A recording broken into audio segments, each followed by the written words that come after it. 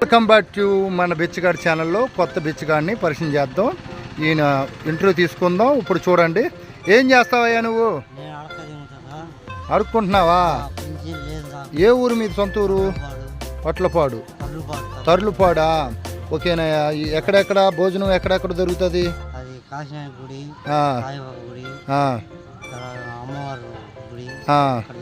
నీ ఖర్చులకి గట్ట డబ్బులు ఎక్కడే?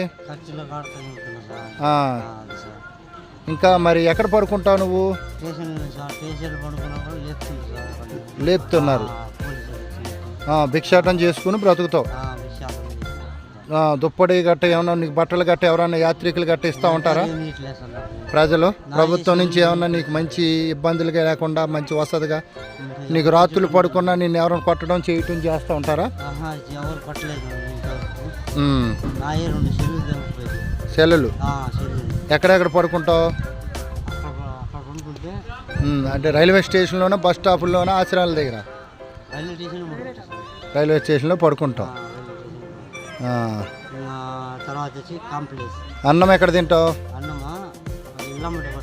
ఇల్లు అంటే పడుకొని అడుక్కుని బతుకుతావు అన్నమాట, జీవనోపాధ్యాయం. అన్నం తిన్నావా?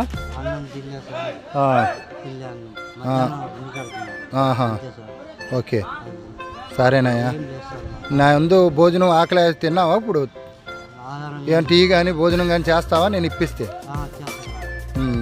దా నడు భోజనం చేసి కానీ కొని పరోటా ఈ వాటరు తాగి భోజనం చేయా, సరేనా?